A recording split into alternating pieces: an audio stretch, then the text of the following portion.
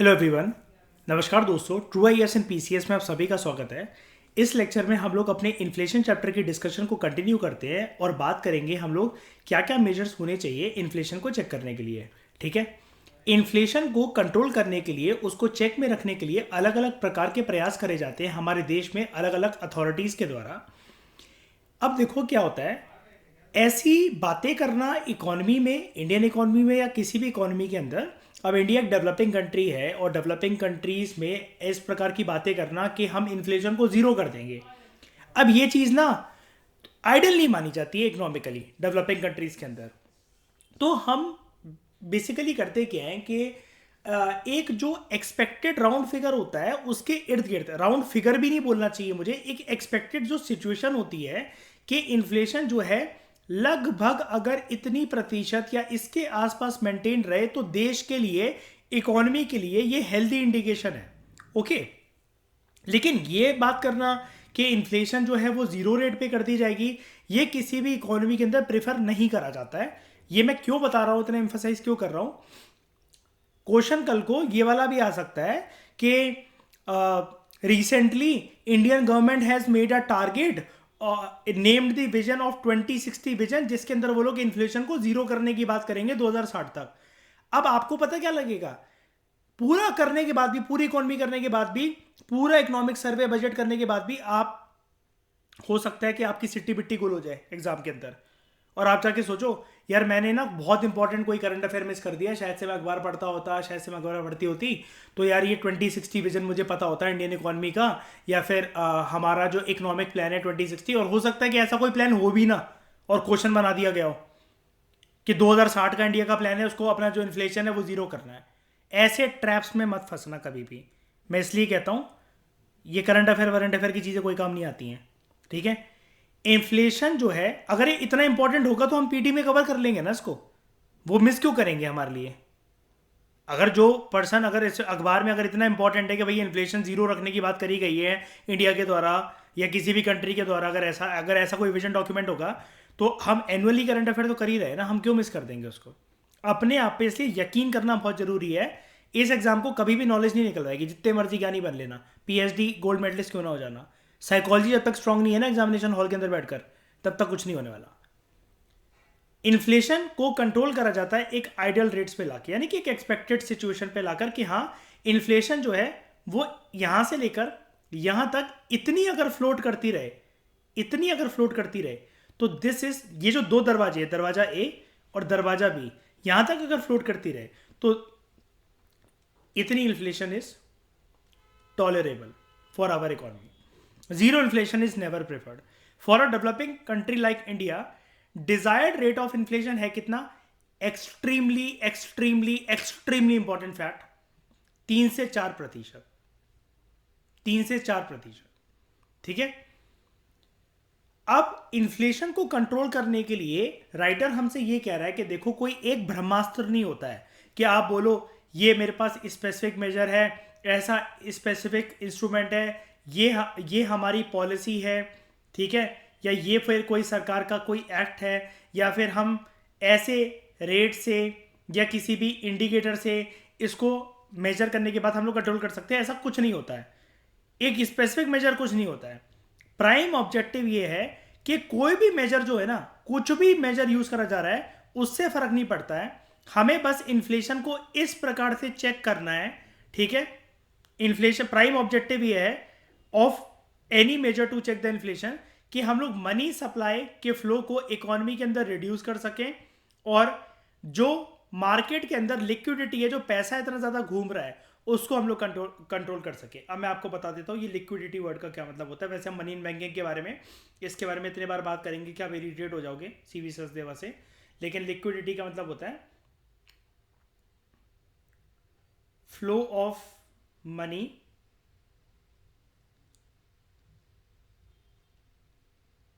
Specially cash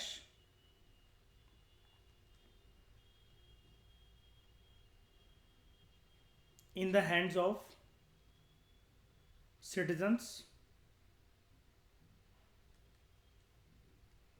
of an economy during a specified period of time, and such flow may or may not be good for the economy's health. ये मतलब है liquidity का, ठीक है। Liquidity का हम लोग कहते हैं ना मयूर, मार्केट के अंदर आज लिक्विडिटी बहुत है ट्रेडिंग करने के लिए, है ना। मतलब क्या है, बाइंग ऑर्डर सेलिंग ऑर्डर्स बहुत ज़्यादा लग रहे हैं। अब वो बाइंग ऑर्डर सेलिंग ऑर्डर्स कैसे लग रहे हैं, लोगों के पास पैसा होगा तभी तो लगा रहे हैं, ये चीज़ है, ठीक है। तो मेजर ऑब्जेक्टिव यही होता है हमें, अगर आपको आ जाए कि प्राइम ऑब्जेक्टिव क्या है इन्फ्लेशन को कंट्रोल करने का। अगेन ये एक अलग से क्वेश्चन बन सकता है कि प्राइम ऑब्जेक्टिव क्या है। यूपीएससी को आजकल ना इस तरीके के कीवर्ड्स पूछना बहुत पसंद हो गया है कि इनमें से क्या बहुत ज़्यादा नेसेसरी चीज़ नहीं है, इनमें से क्या चीज़ करी जा सकती है, क्या एक्सेप्टेबल है, प्राइम ऑब्जेक्टिव क्या है, कोर ऑब्जेक्टिव क्या है। उसकी टोन को समझना बहुत ज़रूरी है। क्वेश्चन की टोन में ही उसका आंसर छुपा है कि अगर उसने पूछ लिया कि कोर ऑब्जेक्टिव क्या है, तो आपको पता होना चाहिए कि भैया ये चीज़ जो प्रयास करी जा रही है ना, अल्टीमेट एम इसका ये है। क्या है अल्टीमेट एम? मनी के सप्लाई को इंडियन इकोनॉमी छोड़ो, किसी भी इकोनॉमी के अंदर रोकना। हमारी बात, क्योंकि इंडिया की हम लोग एग्जाम दे रहे हो और इंडिया की बुक है, तो इंडियन इकोनॉमी की बात हो रही है यहाँ पर। फ्लो ऑफ मनी सप्लाई को रोकना, या फिर हम ये कह सकते हैं कि लिक्विडिटी को रोकना। अब इनमें से या तो ये वाली स्टेटमेंट आपको पेपर के अंदर दिखेगी, या ये देखेगी जब भी वो कोर ऑब्जेक्टिव या अल्टीमेट एम पूछेगा, इन्फ्लेशन को कंट्रोल करा ही क्यों जाता है।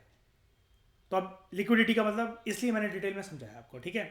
तो following are the 3 categories of measure जो कि यूज करे जाते हैं इन्फ्लेशन को चेक करने के लिए। एक होते हैं दोस्तों फिजिकल मेजर्स, दूसरे मॉनेटरी मेजर्स, तीसरे एडमिनिस्ट्रेटिव मेजर्स। डिस्कशन को आगे कंटिन्यू करने से पहले I am telling you, in monetary measures के सिर्फ मैं नाम आपको यहां पर बता दूंगा, आपको 1% भी किसी शब्द की हवा तक नहीं लगेगी इस चैप्टर के अंदर। ये वाली बात मैं आपको बोल रहा हूँ। मैं हमेशा क्या बोलता हूँ कि हम यहाँ से पढ़ेंगे, वहाँ से पढ़ेंगे, सारा कवर हो जाएगा, सब कुछ समझ में आ जाएगा, इसके बियॉर्ड आपका वो हो जाएगा। मैं आपको बोल रहा हूँ आपको 1% भी समझ नहीं मिलेगी इसकी। यहाँ पर मैं यहाँ पर आपको कुछ नहीं समझा सकता, लेकिन इसी को हम लोग 1000% कर देंगे मॉनेटरी मेजर्स को to control inflation when we will proceed to money and banking chapter. वो मजा किरकिरा हो जाएगा यहाँ पर उन सारे मेजर्स को डिस्कस करने के लिए। और मुझे सिर्फ और सिर्फ, अगर आप देखो आप कहोगे मॉनेटरी मेजर्स कितने हैं, ये रहे मॉनेटरी मेजर्स, ये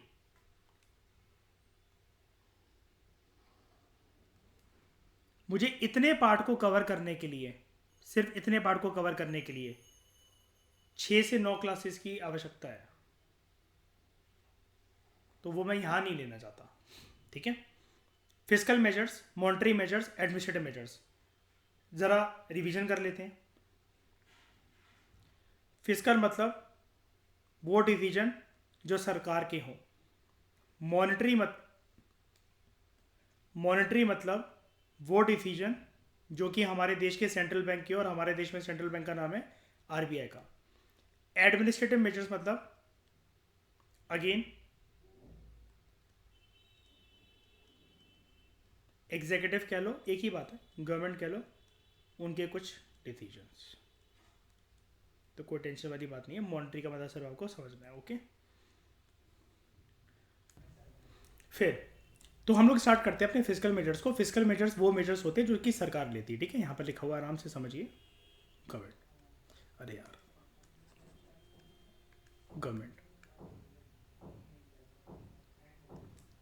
फिजिकल मेजर्स को यूज़ करती है इन्फ्लेशन को कंट्रोल करने के लिए। अब मैं आपको एक इंपॉर्टेंट बात बताऊं, देखो मज़ेदार बात क्या है, अगर आप बिहार के एग्ज़ाम को, यूपी के एग्ज़ाम को और एमपी के एग्ज़ाम को देखोगे ना, आपको पिछले एक डेकेड के अंदर लगभग ऐसे 3 से 9 क्वेश्चन देखने को मिल जाएंगे इन एग्जाम्स के अंदर रिपीटेड तौर पर, जहाँ पर स्टेटमेंट की फॉर्म में, स्टेटमेंट जनरली अब बीपीएससी वगैरह में आती नहीं है, लेकिन एमपीपीएससी में किसी ना किसी स्टेटमेंट की फॉर्म में या किसी ना किसी फैक्ट वगैरह की फॉर्म में यूपी और एमपी के एग्जाम्स के अंदर बीपीएससी को अगर हम हटा भी दें, आपको सिर्फ और सिर्फ बहुत बार ये क्वेश्चन पूछ रखा है कि ये फिजिकल वर्ड और मॉनेटरी वर्ड का क्या मतलब होता है। मतलब ये मेजर जो suppose government is taking some measures to control inflation, then what kind of measures are these? Fiscal measures, monetary measures, ये कोई बैंक रेट है, रेपो रेट है, एसएलआर है, क्या है ये? इनमें से इतने बेसिक क्वेश्चन मतलब निकल कर आ रहे हैं, ठीक है।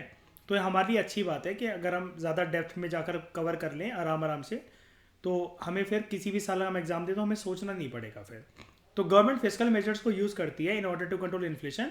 एक इंपॉर्टेंट बात और बताता हूँ, अभी लास्ट ईयर जो इंटरव्यू हुए थे तो उसमें से मेरे फ्रेंड ने यूपीएससी का इंटरव्यू दिया था, उससे भी ये क्वेश्चन पूछ लिया गया था, ठीक है। कि मतलब नॉर्मल था उसका, ऑप्शनल मेरे ख्याल से एंथ्रोपोलॉजी था, तो उससे ये पूछ लिया गया था कि आप मेरे को ये बताइए सौरभ जी कि फिजिकल मेजर्स और मॉनेटरी मेजर्स में फ़र्क क्या होता है। चेयरमैन ही पूछा था उससे ये वाला क्वेश्चन।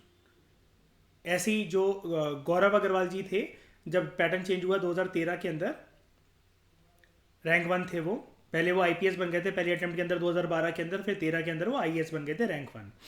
उनसे ये पूछा गया था कि वाइल्ड लाइफ सेंचुरी और नेशनल पार्क में क्या फ़र्क होता है, and he said sir I don't no.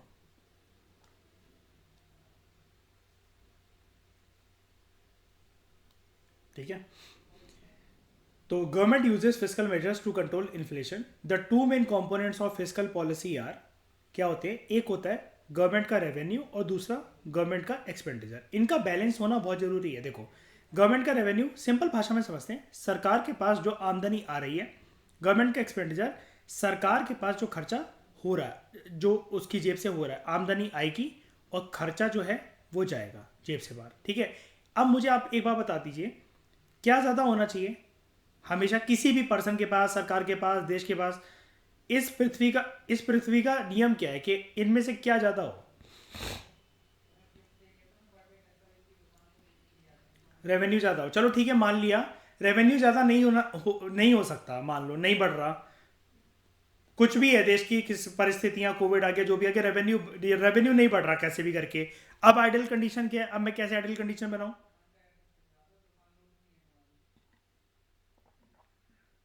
है कैसे आइडल कंडीशन बनाऊं? नहीं बढ़ पा रहा है रेवेन्यू कैसे भी करके देश का, अब क्या करूं? नहीं मतलब बात तो वही है ना, मतलब वो चलो ठीक है, वो भी नहीं हो पा रहा, अब क्या करूं? नहीं, इन दोनों को देखकर बताओ। देखो, हमें ये कहना चाहिए, ध्यान से सुनना सब लोग, सौगंधा, रेवेन्यू अगर बढ़ नहीं पा रहा ना प्रीत, और एक्सपेंडिचर कम नहीं हो पा रहा, तो हम ये कहना चाहिए चलो भले ये कंडीशन ऐसी नहीं है, ठीक है, ऐसी नहीं है, लेकिन एटलीस्ट ये ऐसी तो हो, इक्वल। समझ गए? ये गेम है, मतलब ये बहुत बड़ा एक क्वेश्चन बन सकता है इससे, हम इस बार देख रहे हो ध्यान से। अगर ये ऐसी नहीं हो सकती कंडीशन, तो ऐसी हो जाए कम से कम। और आपने एक सिंबल देखा होगा अक्सर, आपने कहीं ना कहीं ये सिंबल देखे होंगे इकोनॉमिक्स वगैरह में, एक ये वाले सिंबल होते हैं कि ऐसे, एक ये वाले सिंबल होते हैं ऐसे। इसका मतलब पता है क्या होता है? हाँ, हाँ, इसका मतलब ये होता है एटलीस्ट, मोर देन और at least equal to, less than और at least equal to.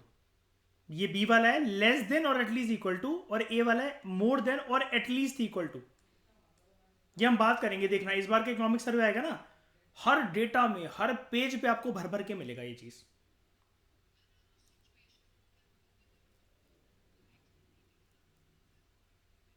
Physical deficit, ठीक है। क्योंकि मैं इसको फिजिकल डेफिसिट क्यों बोला, वैसे तो नॉर्मल डेफिसिट, डेफिसिट तो घाटा होता है, वो तो किसी का भी हो सकता है। फिजिकल क्यों बोल रहा हूं भैया? ये सरकारी घाटा है, और सरकारी घाटा को कवर करने के लिए सरकार या तो बोरो करेगी, या तो, अब बोरो तो पैसे ही करेगी, या और उसके लिए आरबीआई को क्या करना पड़ता है? Printing of new currency notes. Don't worry, money in banking पे बस आ ही रहे हैं इसके बाद, और बहुत अच्छे से दोनों के दोनों एक फ्लो में कवर हो जाएंगे, ठीक है। तो अंडर फिजिकल पॉलिसी सबसे पहले तो बेसिक ये याद रखना, ये एक अपने आप में क्वेश्चन बन सकता है कि दो मेन कंपोनेंट्स क्या होते हैं फिजिकल पॉलिसी की। एक होता है गवर्नमेंट रेवेन्यू, दूसरा होता है गवर्नमेंट एक्सपेंडिचर। फिजिकल पॉलिसी के अंदर जो गवर्नमेंट है, नॉट आरबीआई, देखो ये वाली बात अब हम तो जाने गए हैं बहुत बार पढ़कर, गवर्नमेंट कंट्रोल करती है इन्फ्लेशन को। और किस किस तरीकों में? जनरली तीन तौर तरीके अपनाए जाते हैं सरकार के द्वारा महंगाई को कंट्रोल करने के लिए। नंबर वन, अब मैंने क्या बोला, अगर रेवेन्यू बढ़ नहीं सकता एटलीस्ट इक्वल हो जाए, लेकिन कैसे भी करके ये कंडीशन नहीं बननी चाहिए। देखो मैं यहां पर तीन कंडीशन बनाता हूं आप लोगों के लिए, ठीक है? आप मुझे बताना इनमें से कौन कौन सी बेस्ट कंडीशन है इन्फ्लेशन को कंट्रोल करने के लिए। याद रखना, सबकॉन्शियस माइंड के अंदर इन्फ्लेशन का पैरामीटर जरूर लेकर चलना, ठीक है? ये है रेवेन्यू, रेवेन्यू, रेवेन्यू, ये खर्चा, रेड फ्लैग। बीच में सिंबल बना रहा हूं। Number one, case number one, revenue is more than expenditure. Case number two, revenue is equal to expenditure. Case number three, expenditure is more than revenue. Inflation को control करने के लिए कौन कौन से शस्त्र काम आ सकते हैं? इनमें से which among the following options are correct? ये और ये, राइट? ठीक है, सबसे पहले तो खर्चे अगर हो रहे हैं तो सरकार को ये सुनिश्चित करना पड़ेगा प्राइवेट स्पेंडिंग कम करनी पड़ेगी। अब भाई प्राइवेट स्पेंडिंग कम करनी पड़ेगी, मेरे घर में आके किसी की इतनी दम है कोई मुझे समझाए कि दिपांक इस पे खर्चा मत करो, वो मत करो, ऐसे खर्चे मत करो, वैसे खर्चे मत करो।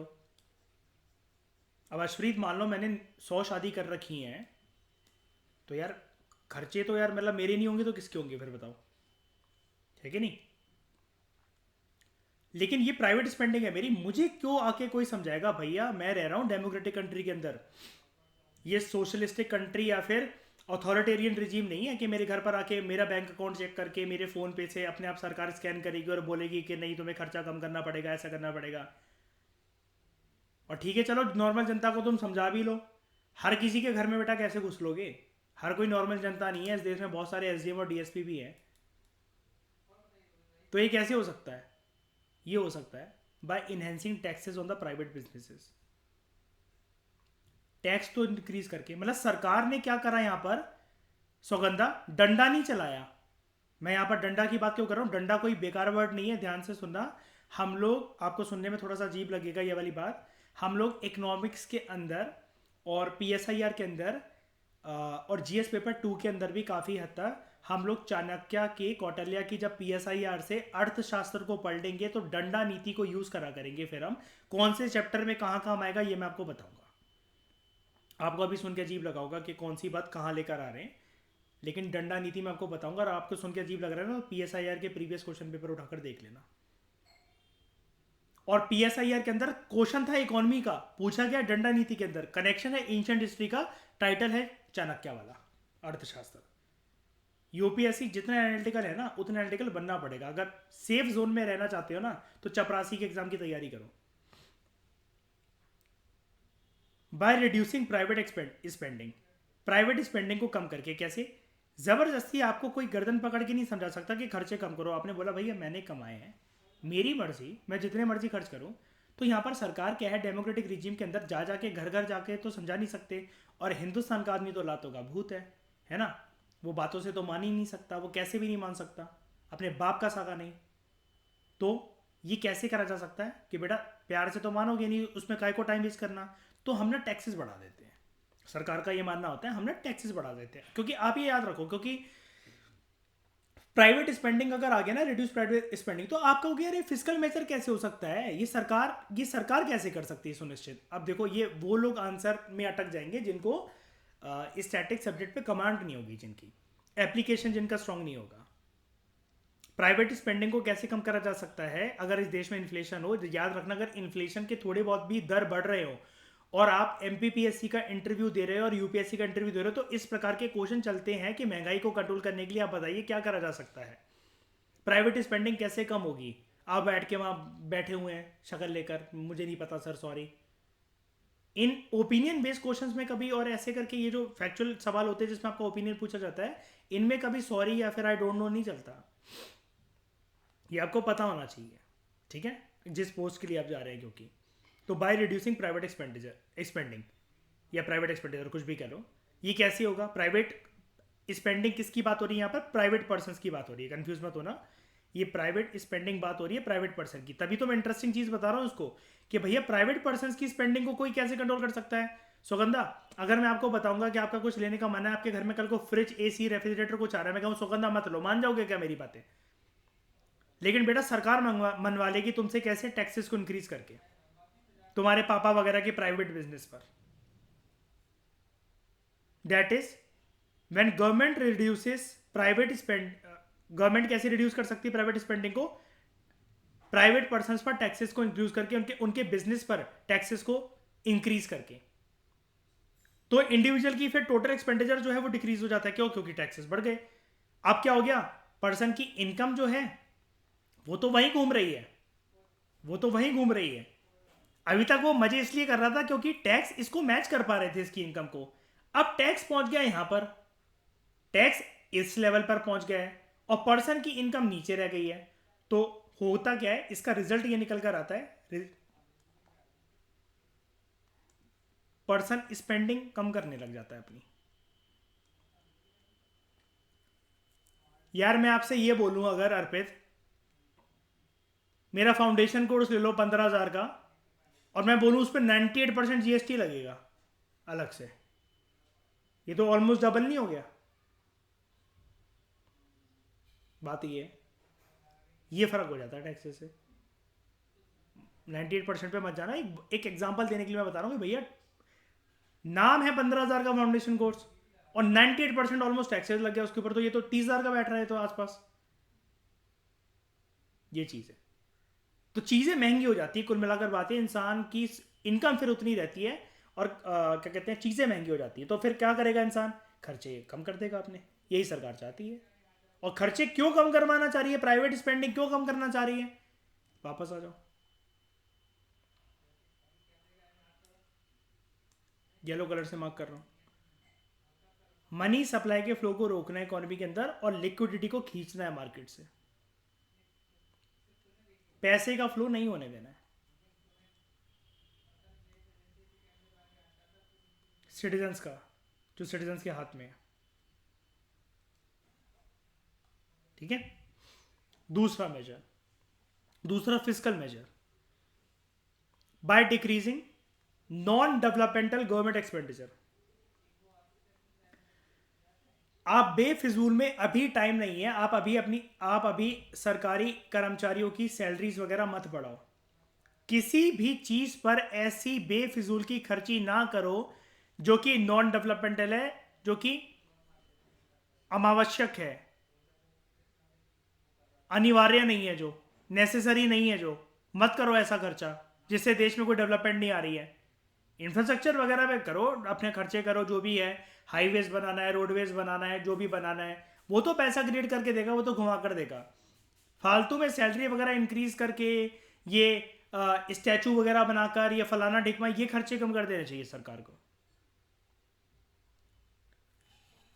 और जितना भी हो सके, एक बात ये बोली जाती है, जैसे कहा जाता है ना कि लोन भाई एक अच्छी चीज नहीं होती है, तो ये बोला जाता है कि इन्फ्लेशन कितनी भी चल रही हो, साम दाम दंड भेद कुछ भी अपना लो, लेकिन डेफिसिट फाइनेंसिंग को प्लीज अवॉइड करो। डेफिसिट फाइनेंसिंग मतलब किससे?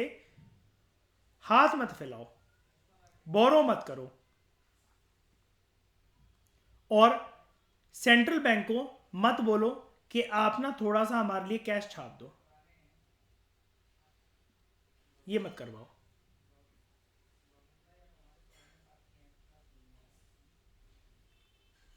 अब देखो क्या होता है यहां पर, एक बहुत अच्छी चीज लिखी हुई है इन्होंने। अब मिसबा जो आपने क्वेश्चन बनाया था ना, जैसे कि इट में नॉट बी नेसेसरी, है ना, अगेन इसके ऊपर भी बन सकता है मिसबा क्वेश्चन कि क्या चीज इनमें से क्या एब्सोल्युटली नेसेसरी नहीं है और क्या मान लो कि नहीं रोकी जा सकती, पॉसिबल नहीं है इन सिचुएशन के अंदर, इट में नॉट बी फीसेबल। क्या ऑप्शन 2 हर सिचुएशन के अंदर मिसबा ठीक नहीं बैठेगा। यार मान लो अर्पित, इन्फ्लेशन तो कभी भी आ सकती है, तो कोई नहीं बता सकता। इन्फ्लेशन क्या पता होती है किसी को? इन्फ्लेशन, रिसेशन, डिप्रेशन, स्टैग्नेशन, ये या इकोनॉमिक बबल, ये किसी को पता होता है क्या? नहीं पता होता। अब अर्पित उस सिचुएशन में आप ये मान लो कि 8th पे कमीशन आ गई और उसने बोला कि सैलरी सबकी बढ़ानी है, तो आईएएस आईपीएस सबकी सैलरी बढ़ी है, ठीक है। अब इसको थोड़ी ना कम कर देंगे, इन्फ्लेशन अगर एकदम से आ गई है तो बताओ, है ना। तो bye decreasing non development expenditure, जो मैंने सैलरीज वर्ड यूज करा ना, इसलिए मैंने इसको जानबूझ के येलो में लिखा। अब मैं वापस येलो कलर यूज कर रहा हूं, अब ध्यान से सुनना। Option 2, non development expenditure like non developmental expenditure like salaries वगैरह, ये हमेशा फिजिबल नहीं है कि सरकार इसको हमेशा टाल सके, पॉसिबल नहीं है हमेशा। कैसे? मान लो किसी स्टैचू का या किसी भी चीज का या किसी वेतन आयोग जो पे कमीशन आई उसके कहने पर रिकमेंडेशन इंप्लीमेंट होना शुरू हो गई, सरकार ने कोई हॉस्पिटल बनवाना है, कुछ भी बनवाना है, उसकी कंस्ट्रक्शन शुरू हो गई, तो जो ऑन गोइंग प्रोजेक्ट्स है ना, या फिर स्ट्रेटेजिक सेक्टर को अगर मैनेज करने के लिए अगर पैसा लग भी रहा है पहले से ज्यादा, पिछले साल से ज्यादा, जब इन्फ्लेशन नहीं आई थी और इस साल इन्फ्लेशन आ गई है और पैसा दिन दुगना रात चौगना लग रहा है, फिर भी हेल्थ, एजुकेशन, डिफेंस, इन सब पे खर्चा नहीं करा जा सकता। एक छोटा सा एग्जांपल और बताता हूं नॉन डेवलपमेंटल गवर्नमेंट एक्सपेंडिचर का। मुझे एक बताओ, देश में युद्ध किस तरीके से डेवलपमेंट ला सकता है? अगर हमारा पाकिस्तान, चाइना, श्रीलंका, किसी भी कंट्री के साथ अगर युद्ध हो गया, तो युद्ध से कौन सी डेवलपमेंट आती है? बताओ कौन से देश में किस प्रकार की डेवलपमेंट आती है युद्ध से?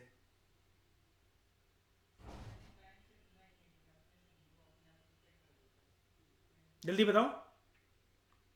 पागल हो गए हो? युद्ध से कभी कोई डेवलपमेंट आएगी? दिमाग ठीक है? युद्ध से कभी कोई डेवलपमेंट नहीं आती है। युद्ध is totally a non developmental thing. अब डिफेंस के ऊपर अगर ईशा खर्चा होना है तो वो तो होना ही है ना। ये कोई बता सकता है कि वॉर कितने टाइम तक चलेगा या सामने वाली कंट्री कितने टाइम तक आक्रमण करेगी? तो अर्पित, क्या बुत बनकर बैठे रहे हम लोग, गोलियां सहते रहे, या फिर एरिया छीन छीन के लेकर जाने थे चाइना को? इन्फ्लेशन भले ही है, लेकिन अगर ये कंडीशन आ गई तो खर्चा करना पड़ेगा कि नहीं करना पड़ेगा?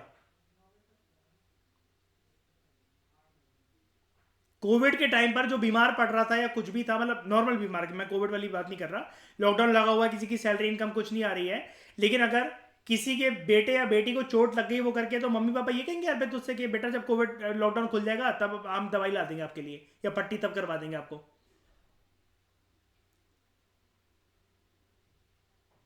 ये चीज है। भले कंगाली में आटा गीला क्यों ना हो, मुहावरा होता है कि कंगाली में आटा गीला क्यों ना हो, जैसे मतलब मान लो घर के 4-5 इलेक्ट्रिकल अप्लायंसेस आपके खराब हो गए और हाथ टाइट चल रहा है और दो चीजें उसके साथ और खराब हो गई, तो आप कह रहे हो कि भैया इसका इस महीने का तो बजट ही डगमगा गया पूरा का पूरा, इतनी सारी चीजों पे खर्चा लग गया एक साथ। लेकिन करवाना तो पड़ेगा ही ना।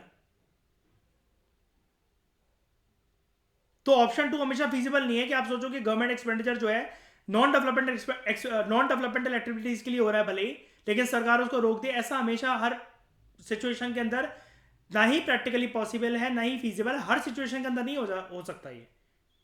क्या फिजिकल मेजर्स अच्छी तरीके से समझ में आया आप लोगों को, कॉम्प्रिहेंसिव तरीके से?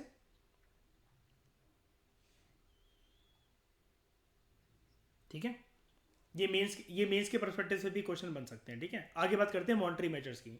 ये जो मेजर्स हैं ये गवर्नमेंट के द्वारा नहीं लिए जाते हैं, ये सेंट्रल बैंक के द्वारा लिए जाते हैं। हमारे देश में नाम है सेंट्रल बैंक का, रिजर्व बैंक ऑफ इंडिया, जिसका हेडक्वार्टर कहाँ है?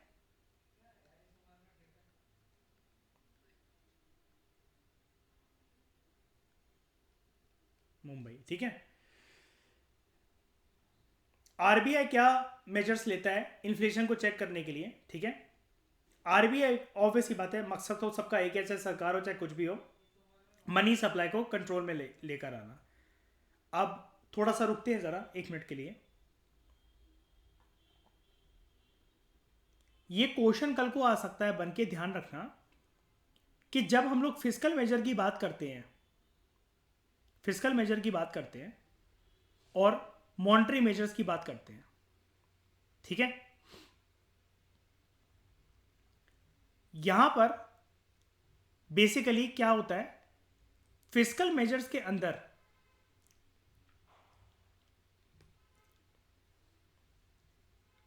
सरकार के रेवेन्यू और एक्सपेंडिचर को बैलेंस करा जाता है। मॉनेटरी मेजर्स के अंदर मनी के फ्लो को, मनी के सप्लाई को कंट्रोल करा जाता है। ये वाली बात याद रखना, टोन पे फोकस करना, टोन पे। यहां पर लिखा हुआ है इन्फ्लेशन को चेक करा जाता है by controlling money supply, by controlling money supply. Money supply को कंट्रोल करने का वैसे तो काम फिस्कल मेजर भी कर ही देता है। अगर आप प्राइवेट स्पेंडिंग को देखो, टैक्सेस को इंक्रीज करके खींच लेना है पैसा मार्केट से। तो अगर कल को ये चीज आ जाए ना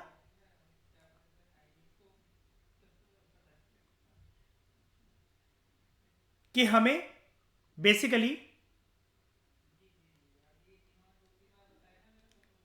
लीकेज की पॉलिसी को अपनाना है, बताओ शानी, लीकेज करना है कि इंजेक्शन करना है इस टाइम पे इकोनॉमी में पैसे का?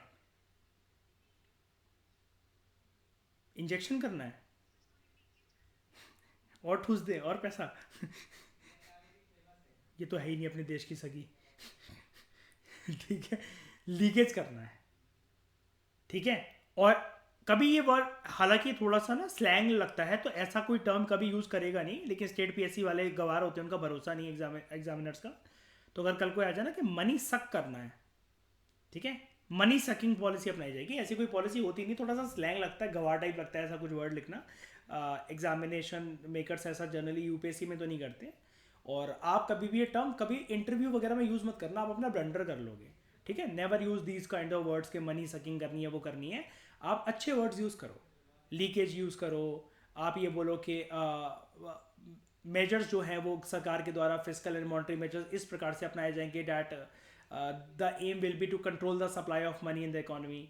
ये चीज़ होती है, ठीक है। तो आपको कल कोई वर्ड्स आ जाओ कंफ्यूज मत होना, बस एक ध्यान रखना, 100 बात की एक बात, चाहे फिस्कल पॉलिसी हो जो सरकार लेगी ऑब्वियसली बात है, चाहे मॉनेटरी पॉलिसी हो जो आरबीआई लेगा, जाहिर सी बात है, ठीक है। इनमें हमें कैसे भी करके मनी के सप्लाई को कंट्रोल करना है। और टू द पॉइंट और स्पेसिफिक होकर अगर हम लोग बात करें, फिस्कल मेजर में हमें सरकार के खर्चों पर पाबंदियां लगानी है, कम करवाना है उसको। पाबंदियां क्या लगानी है ना, कम करवाना है, सरकार को खुद ही लगानी है पाबंदी, सरकार के ऊपर कोई नहीं लगाएगा। और सरकार को थोड़ा सा मनी जो है इकोनॉमी से खींच भी लेना है प्राइवेट स्पेंडिंग को कम करवा कर। लेकिन मॉनेटरी पॉलिसी के अंदर इधर उधर की बात ना करते हुए एक ही ऑब्जेक्टिव है कि मनी सप्लाई को कंट्रोल करना है, पैसे की लीकेजेस कर देनी है, उसको बाहर निकालना है इकोनॉमिक सिस्टम से जितना पैसा घूम रहा है। एक बात अगर मैं और बोल दूं यहां पर, दोनों सिस्टम के अंदर हमें लिक्विडिटी को मैनेज करना है, और liquidity is nothing but supply of money, ठीक है। मैंने जैसा कि आपको बोला था, आपको एक सिंगल शब्द भी समझ में नहीं आएगा और मैं चाहता भी नहीं अभी आप यहां पर समझो। दो तरह के आरबीआई के द्वारा स्टेप्स लिए जाते हैं, एक होते हैं क्वांटिटेटिव मेजर्स, एक होते क्वालिटेटिव मेजर्स। अब क्वांटिटेटिव मेजर्स मतलब आप समझ ही रहे हो, it is focusing something on the quantity, है ना, मनी की कुछ क्वांटिटी को सक आउट करना है सिस्टम से, ठीक है। क्वालिटेटिव मेजर्स ये बाद में समझ में आएंगे, अभी इसके लिए सिर्फ आप इसका नाम देख लो। गवर्नमेंट सिक्योरिटीज को सेल करके होता है ये वाला काम, सबसे पहला step through open market operation. दूसरा कैश रिजर्व रेशियो सीआरआर को इंक्रीज करके। तीसरा एसएलआर को इंक्रीज करके, एसएलआर की फुल फॉर्म है statutory liquidity ratio. Bank rate को इंक्रीज करके, मार्केट बोरोइंग्स को महंगा बनाकर, रेपो रेट को और रिवर्स रेपो रेट को इंक्रीज करके। ये क्या होते हैं, हम इनको इंक्रीज ही क्यों कर रहे हैं, हम गवर्नमेंट सिक्योरिटी को सेल ही क्यों कर रहे हैं, जस्ट हैव पेशेंस, सब कुछ समझ में आ जाएगा। इसके ऊपर आई प्रॉमिस यू ग्रंथ लिख लोगे, ग्रंथ, ठीक है। मार्जिन रिक्वायरमेंट्स एंड मॉरल, इसको सुएशन भी कहते हैं या परसुएशन भी कहते हैं, याद रखना ये दो वर्ड्स आ सकते हैं। एग्जाम में बैठ के सोचने मत लग जाना कि अगर ये आ जाए वर्ड, मैं दोनों लिख देता हूं, मॉरल सुएशन या मॉरल परसुएशन। आपका इसमें और इसमें क्या फर्क होता है? 100% दे आर सेम, एक पॉइंट का भी डिफरेंस नहीं होता। ठीक है। यहाँ पर इन्होंने परसुएशन दे रखा है, शाइनी आप नोटिस कर पा रहे होगे इस चीज़ को कि जनरली 99% जो इंडिया के अंदर इकोनॉमिक के सोर्स अवेलेबल है एम ए से लेकर हर जगह, वहाँ मॉरल सुएशन ही लिखा होता है ना। यहाँ इन्होंने स्पेशली यहाँ पर परसुएशन लिख दिया, पर बहुत कम जगह पर मिलेगा, लेकिन जो आरबीआई के दस्तावेज में जो यूज़ होता है वर्ड शाइनी, वो सुएशन ही यूज़ होता है, परसुएशन आरबीआई खुद भी यूज़ नहीं करता कभी, है ना। उसके बाद administrative measures, it includes black marketing को और होर्डिंग को प्रिवेंट करना, ठीक है, कालाबाजारी एंड होर्डिंग को प्रिवेंट करना।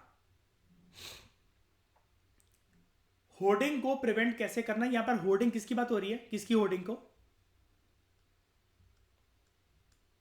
गुड्स की, सर्विसेज की होर्डिंग हो सकती है कभी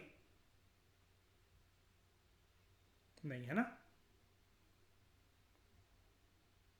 होर्डिंग से क्या होता है, हमने अभी थोड़े लेक्चर पहले पढ़ा था इसको, आई थिंक प्रीवियस लेक्चर में मैंने पढ़ाया था। होर्डिंग में क्या होता है कि कुछ जो बिग फार्मर्स या कोई भी मतलब कैसे भी प्रकार का गुड हो, अगर किसी को यह पता लग जाए कि इसकी डिमांड बहुत ज़्यादा है, सप्लाई अच्छी खासी चल रही है उसकी, लेकिन क्या हुआ कि इसको ना गोडाउन्स वगैरह में छुपा कर पैक करके रख लिया, मतलब बाहर नहीं आने दे रहे हैं मार्केट के अंदर।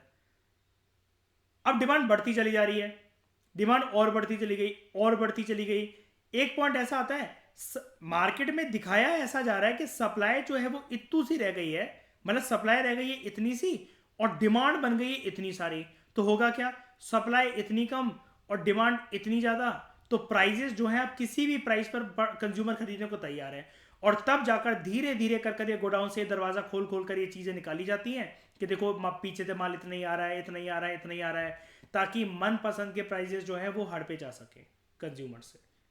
ये इस प्रोसेस को कहते हैं होर्डिंग, ठीक है। And this can result into black marketing and vice versa, एक ही बात है। उसके बाद banning of export of constraint materials. Constraint materials मतलब कौन से, जो ठीक नहीं है, क्योंकि उसके लिए रिस्ट्रिक्टेड मटेरियल्स मतलब मान लो, क्योंकि उसके लिए कोई कितना भी प्राइस पे करने को तैयार हो जाएगा। ये क्या, ये कैसे कैसे हो सकते हैं कंस्ट्रेंट मटेरियल्स, एक्सपोर्ट पे इसके वो लगाना है, एक्सपोर्ट पे, इंपोर्ट पे नहीं, एक्सपोर्ट एक्सपोर्ट एक्सपोर्ट एक्सपोर्ट, अंदर कुछ नहीं आ रहा देश के अंदर, बाहर जाने से रोकना है।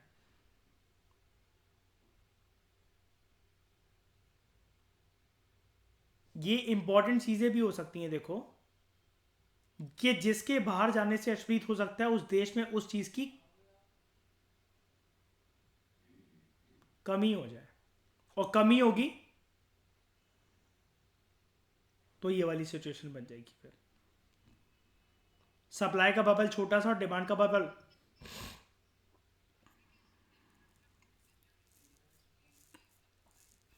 हाँ हाँ, एलपीजी रिफॉर्म्स।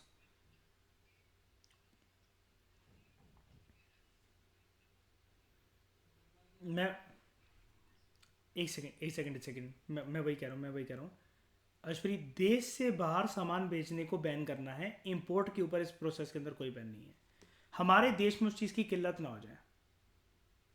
जैसे एक चीज़ मैं आपको बताता हूँ, इस देश में एक चीज़ ऐसी है जो कि दुनिया में सबसे ज़्यादा प्रोड्यूस होती है और दुनिया में सबसे ज़्यादा दाम हमारे यही है, ये सेकंड पॉलिसी, ये सेकंड पॉइंट की वजह से। क्या है वो चीज़,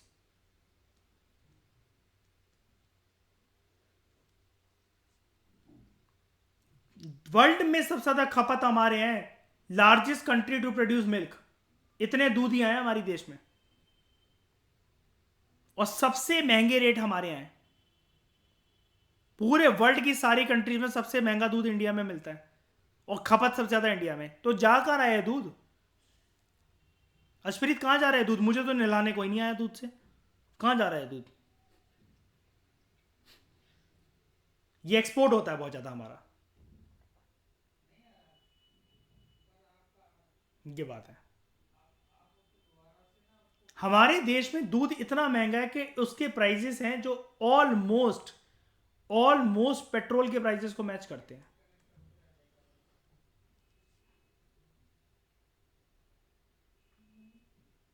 तो फिर दो काम हो सकते हैं, या तो अपने निब्बे निब्बी के लिए बॉडी बना लो, या उसको बाइक पे लेकर घूम लो, उसका मुंह तोड़ दो, फिर उसके बाद गिरा दो। दूध पियो या पेट्रोल भरवाओ। अब बंदी से अच्छा तो नहीं लगता नहीं है, तो कल तुम मुझे मिलोगी, मेरे साथ दूध पियोगी, अच्छा नहीं लगता ना बोलते हुए। तो फिर यही बोलते हैं, कल थोड़ा सा टाइम निकाल लियो, मैं कहीं घूमने चलेंगे, कल मैं तेरे घर के नीचे आ रहा हूँ, क्योंकि पैसे तो नहीं लगने। Suspending future trading. ठीक है। What is this future trading?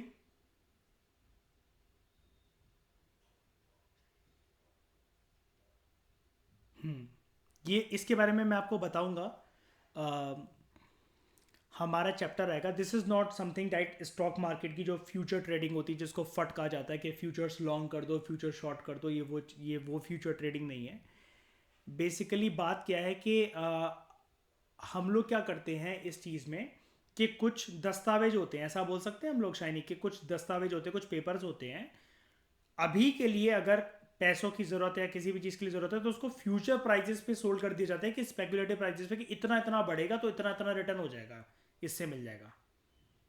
उस चीज़ को सस्पेंड कर देना है हमें।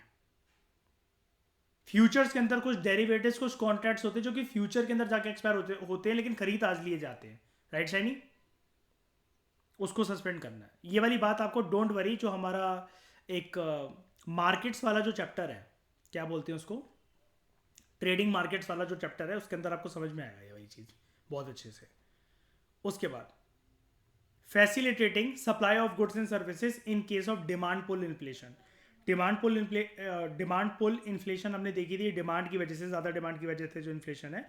जैसे ऊपर ही देख लो, सप्लाई मैंने इतनी सी बनाई,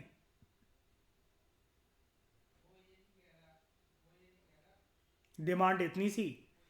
अब डिमांड ज़्यादा है तो डिमांड बढ़ती चली जाएगी, इसके बढ़ने की वजह से प्राइजेस किसी भी रेट पर देने को कंज्यूमर तैयार हैं, एक लिमिटेड गुड्स को प्राप्त करने के लिए। तो यहां पर हमें करना क्या है, हमें सप्लाई ऑफ गुड्स को फैसिलिटेट करना है, मतलब इसका बबल और इसका बबल इक्वल लेंथ पे लेकर आना है। This should be like this, not this. This is the ideal condition. अगर डिमांड अगर किसी चीज़ की बढ़ रही है, तो उसको मीट करने के लिए सप्लाई उतनी होनी चाहिए। और ये कैसे हो सकता है? अगर हम लोग गुड्स की बात करें, ये लिख लेना आप लोग,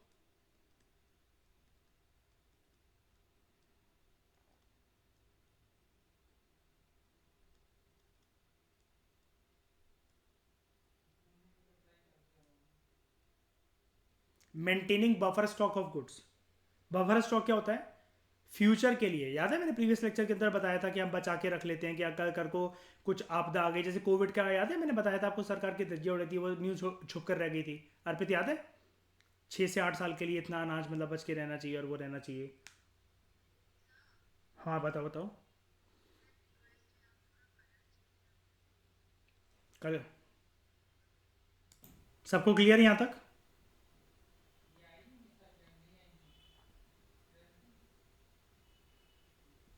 कोई भी डाउट है? हम्म। तो इस डिस्कशन में दोस्तों फिलहाल इतना ही। Thank you very much for discussion.